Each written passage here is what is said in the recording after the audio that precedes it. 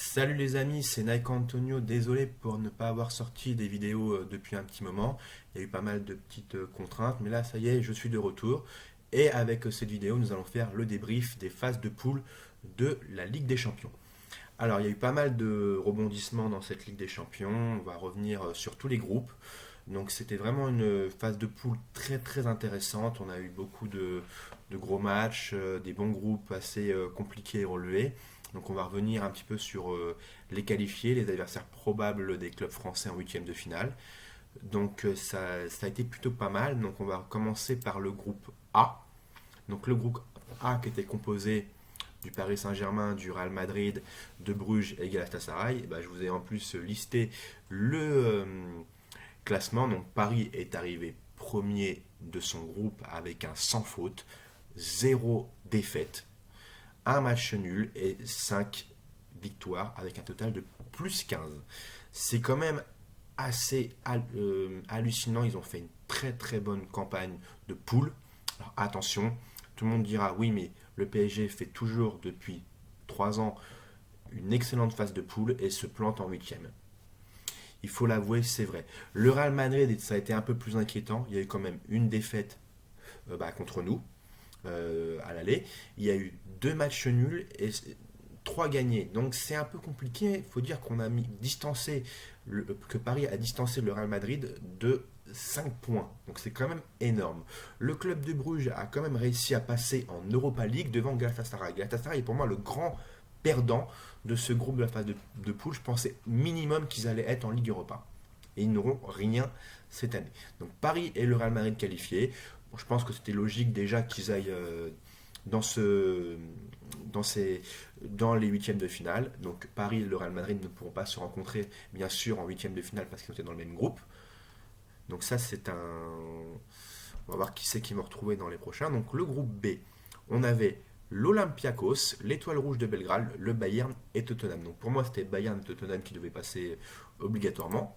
Donc on a eu le Bayern de Munich qui s'est promené, mais vraiment promené. Je crois que c'est le club qui a fait la plus belle phase de poule de toute la Ligue des Champions de cette année, avec 18 points. Nous, on en avait 15, hein, donc quand même, donc c'est pas trop mal.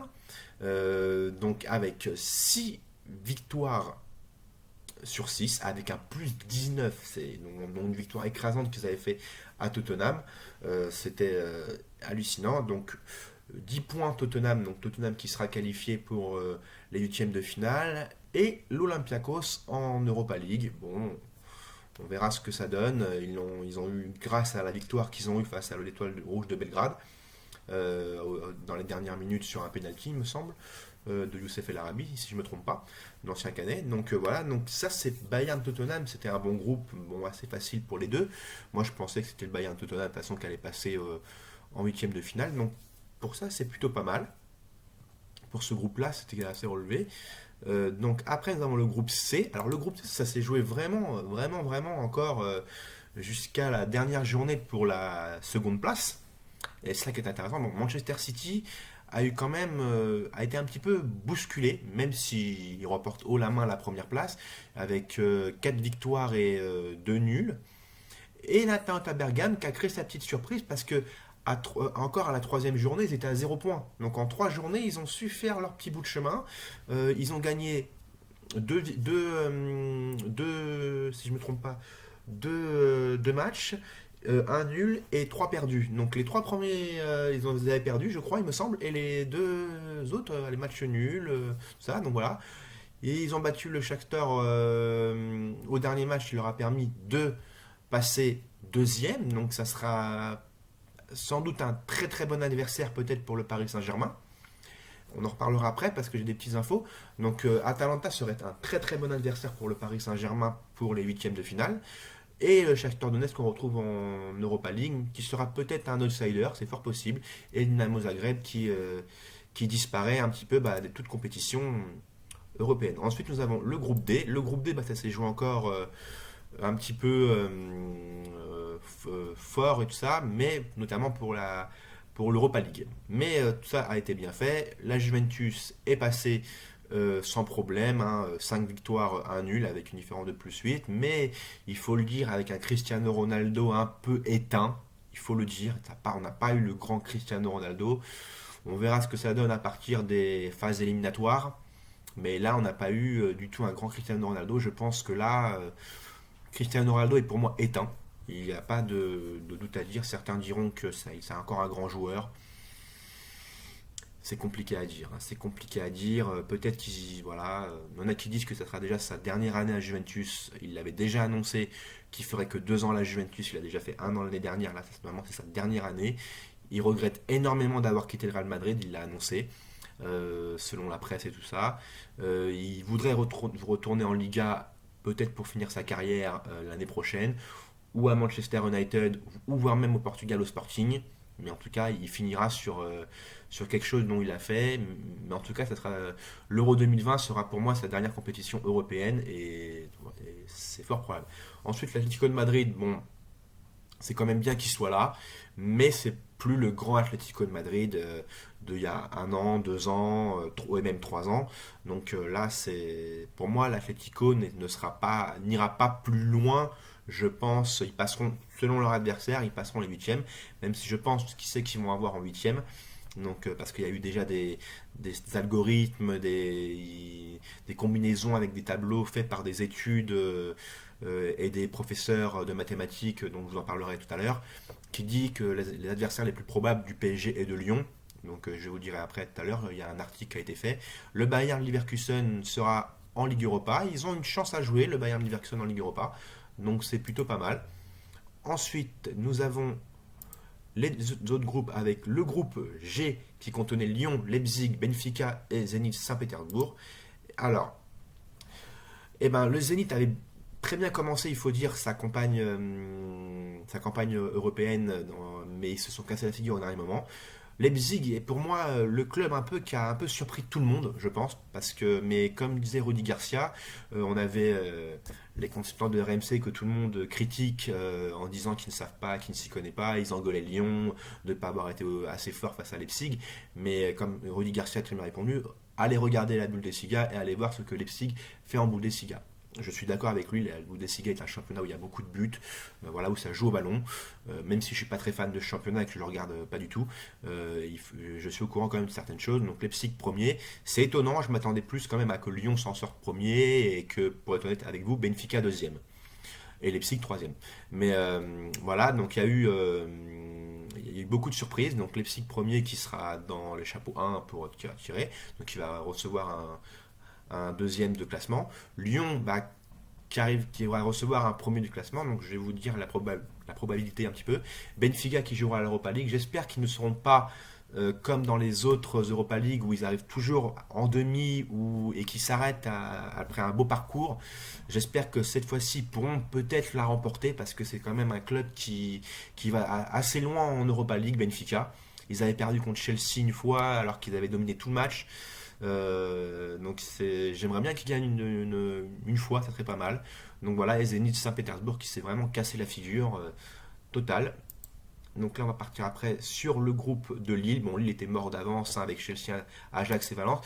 Moi la plus grande surprise c'est de retrouver l'Ajax demi-finaliste l'année dernière, là en Europa League. Même si je pense que ça va être un des grands favoris de l'Europa League. C'est ça, c'est joué à 1 point entre Chelsea et Valence. Valence est égalité de points avec Chelsea, ils ont 11 points avec un plus 2. L'Ajax est troisième, donc voilà, ça se jouait à rien, vraiment, vraiment, vraiment.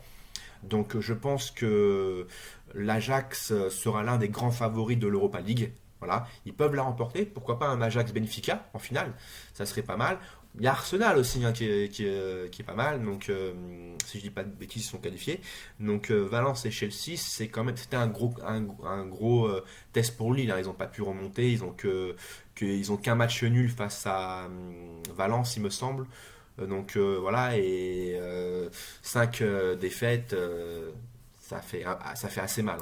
Ça fait assez mal. Ensuite, nous avons le groupe le groupe F, pardon, qui est le groupe du Barça. Alors que le Barça qui arrive premier avec 0 défaite, mais quand même 2 matchs nuls. Ils se sont fait un peu accrocher par Dortmund. Dortmund passe aussi en deuxième. Je pensais honnêtement que Dortmund allait aller en Europa League et que l'Inter allait aller en huitième. Bon, ça a été l'inverse. Borussia Dortmund sera en huitième et l'Inter en en Ligue Europa, mais je ne pense pas qu'ils iront bien loin en Ligue Europa. Ils ont l'attaque, mais ils n'ont pas la défense à l'Inter, donc ça prouve quand même qu'il y a quand même quelque chose. Donc il y a des petits soucis encore de tactique. On verra après avec le mercato aussi hivernal. Peut-être qu'ils vont tout miser là-dessus. On verra bien. Donc, mais ça promet quand même un petit peu. Beaucoup se plaignent que l'Europa League n'est pas assez intense. Mais là, avec les classements qu'il y a eu et les troisièmes qui vont arriver en Europa League, ça va peut-être redonner un peu des marchés audiovisuels et un petit peu des parts d'audience télé. Donc ça peut être pas mal pour l'Europa League. Et le dernier groupe qui était composé de Naples, Racing Genk, Salzbourg et Liverpool. Alors on a eu tous très peur pour Liverpool qui se fasse battre par Salzbourg qui avait dominé pas mal, hein, il faut le dire, le début du match. Hein. Bon, ils vont se retrouver en Europa League, je pense que c'est mérité parce qu'ils ont fait une très très belle campagne quand même européenne avec Haaland notamment. Mais Liverpool sera bien là en huitième, un tenant du titre, même s'ils ont été accrochés, ils ont quand même une défaite. Hein, face à Naples, un match nul et seulement 4. Donc attention, petite sirène d'alerte. Pardon, attention, Naples sera aussi là. Carlo Ancelotti s'est fait virer, donc voilà, Naples peut être un bon adversaire aussi pour le Paris Saint-Germain. Donc à voir. Donc maintenant, voilà, on a tous ces groupes de qualifiés. Moi j'ai lu quelque chose, un article, une étude qui est apparue aujourd'hui a fait a pris un ordinateur, a fait un algorithme avec des tableaux. Voilà, il y a en fait 2002 combinaisons possibles pour les huitièmes de finale de cette Ligue des Champions. Et selon un professeur qui a fait des stats, il a sorti en fait les véritables probabilités, donc sur les statistiques des probas, des huitièmes de finale avec le tirage avec 1 million de simulations, voilà, avec plus ou moins des heures de statistiques. Donc il y aurait les adversaires les plus probables du PSG, et tenez-vous bien, ça serait Atlético Madrid en premier, et Chelsea. Donc Atlético Madrid en premier, et Chelsea seraient les adversaires les plus probables du PSG. Donc ça serait énorme si on affronte l'Atlético Madrid et Chelsea. Je ne sais pas pour vous qui serait entre les deux les plus abordables, Chelsea ou Atlético. Je vous laisserai répondre dans le sondage si pour vous, dans les plus probables, PSG ou Atlético. Moi, je dirais quand même, un petit peu quand même, l'Atlético. Parce qu'ils ont du mal. Et les adversaires les moins probables, ça serait Atalanta et Naples. Voilà. Même si je préférais qu'on ait l'Atalanta pour moi. Donc, voilà. Et pour Lyon, les adversaires les plus probables, tenez-vous bien, ça serait Barcelone et Valence. Pour moi, le plus compliqué pour Lyon serait Barcelone. Vous me direz aussi dans le sondage là-haut, le plus compliqué pour Barcelone, si c'est le plus compliqué pour Lyon, si c'est Barcelone ou Lyon. Pour moi, c'est le Barça. S'il tombe sur le Barça, Lyon perd. Et le moins probable, ça serait le Bayern dans le moins probable. Voilà. Donc c'est assez étonnant. Donc on verra ça dans le tirage de lundi. Il y aura une vidéo lundi, sans doute lundi soir, ou au plus tard mardi, sur les conséquences du tirage, sur les pronostics et tout ça. Là, prochainement, il y aura une vidéo sans doute sur les réactions des qualifiés de l'Europa League, parce que ne faut pas quand même oublier cette compétition.